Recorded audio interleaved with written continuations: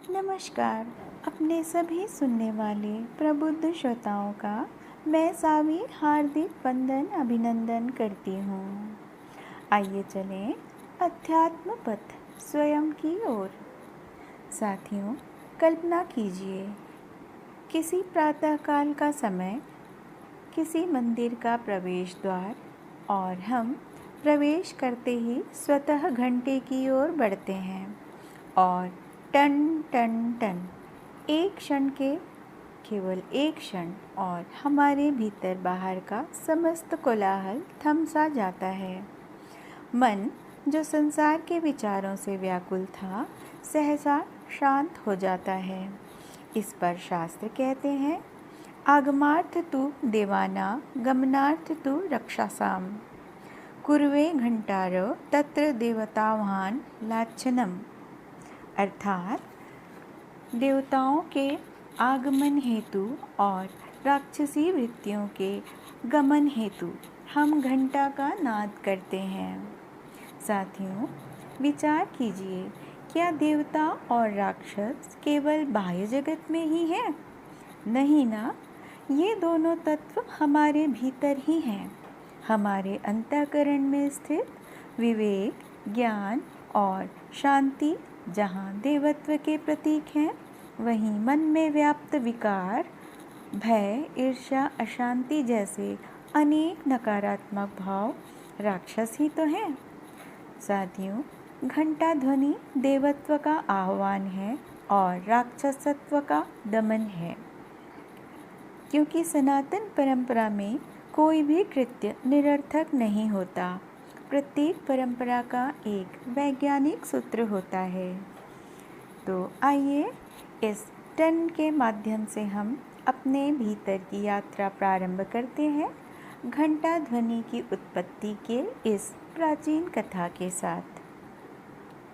सृष्टि के प्रारंभ में जब परब्रह्म ब्रह्मा जी ने इस चराचर जगत की रचना की, तब सर्वत्र एक महानीरवता व्याप्त थी।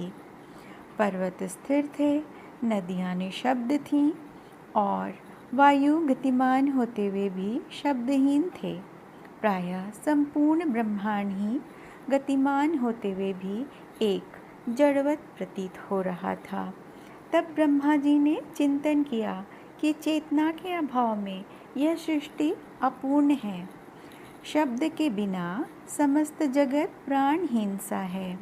नाद अर्थात ध्वनि ही ब्रह्म है या ब्रह्म ही नाद अथवा ध्वनि है। भला बिना नाद या ध्वनि के सृष्टि में जागृति कैसे आए? तब ब्रह्मा जी ने नेत्र निमीलित कर अपने कमंडलू से पवित्र जल लेकर प्रणवाक्षर ओम का महाउच्चारण किया। इस ओम की ध्वनि के निसृत होते ही एक अलौकिक घंटा उत्पन्न हुआ, जिसका स्वरूप तेजोमय था, जिसका निनाद गंभीर था और मंगलकारी भी। इस घंटा नाद से समस्त दिशाएं आपूरित हो गईं। सृष्टि की जड़ता भंग हो गई। नदियों में कलकल ध्वनि प्रकट हुई, पशु पक्षियों की चहचहाहट गूंज उठी और वृक्षों में लहलहाहट, पत्तों में सरसराहट जागृत हुई। प्रायः संपूर्ण जगत ही नादमय हो गया। ब्रह्मा जी के वरदान के स्वरूप ही घंटानाद ब्रह्म का प्रथम साकार स्वरूप माना गया।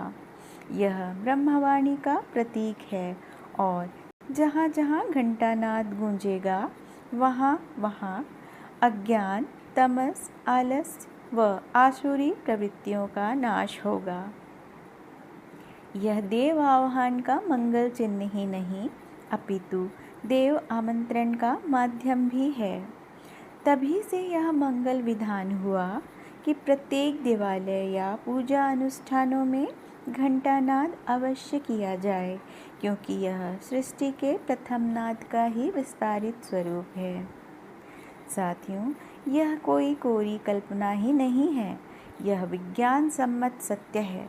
यहाँ संसार के सबसे बड़े वैज्ञानिक केंद्र नासा ने भी माना कि घंटा ध्वनि, जिसका आवृत्ति लगभग 7.83 हर्ट्ज है, जो 7 सेकंड तक गूंजती है, यह मस्तिष्क में अल्फा तरंगों का संचार करती है, जिससे एकाग्रता और शांति मिलती है। कांस्य के घंटे से उत्पन्न ध्वनि तरंगें वातावरण के सूक्ष्म जीवाणुओं का नाश भी करती हैं। साथियों, एक अत्यंत आश्चर्यजनक घटना आप जानते हैं, जब यह घंटा एक जीवन रक्षक अलार्म भी बना। साथियों, 16 जून 2013 केदारनाथ तीर्थ क्षेत्र में आए भयावह आपदा आप भूले नहीं होंगे। रात्रि का समय, आसमान में काले बादल, मंदाकिनी नदी का तेजी से बढ़ता जलस्तर, किंतु पुजारी, तीर्थयात्री सभी अपने अपने शिविरों में विश्राम कर रहे थे। केदारनाथ मंदिर के मुख्य पुजारी श्री बागेश्वर लिंग जी को सहसा ही कुछ धरती के कंपन की अनुभूति हुई। वे तुरंत ही बाहर आए और देखा, ऊपर के ग्लेशियर की ओर से एक भयानक गर्जना आ रही है। उन्हें प्रलय जैसा आभास हुआ। उस भीषण बेला में मोबाइल नेटवर्क ठप्प थे, कोई सायरन भी नहीं था।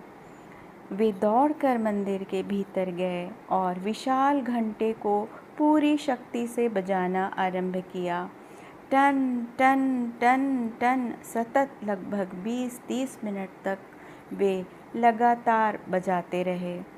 यह आपातकालीन ध्वनि आपात का संकेत था। घाटी में विश्राम कर रहे लगभग 300 यात्री ऊंचे सुरक्षित स्थानों की ओर भागे। बाद में जीवित बचे यात्रियों ने बताया कि घंटे की ध्वनि में स्पष्ट संकेत था कि भागो। उस दिन समझ में आया कि शास्त्र में लिखा गमनार्थ तु राक्षसा शाम का वास्तविक अर्थ क्या है।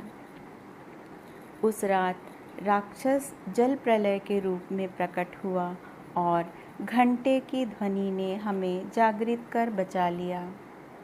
साथियों, संकट के समय मस्तिष्क का जड़ हो जाना प्रायः स्वाभाविक है और ऐसे में चेतना जगाने वाली कोई ध्वनि, जैसे घंटे की आवाज़, हमें अंतिम समय तक संघर्ष की प्रेरणा देती है। साथियों, हमारे जीवन में भी प्रतिदिन क्रोध, निराशा, वासना और अहंकार जैसे अनेक प्रलय आते रहते हैं और ईश्वर ने हमें बचाने के लिए विवेक रूपी घंटी दे रखी है। तो हम उस घंटी की ध्वनि को कभी अनदेखा ना करें। साथियों, आज बस यहीं तक। ऐसे ही आध्यात्मिक रहस्यों, चमत्कारों को सुनते रहिए और समझते रहिए और जानने के लिए साथ चलते रहिए। अध्यात्म पथ स्वयं की ओर। जय श्री कृष्ण।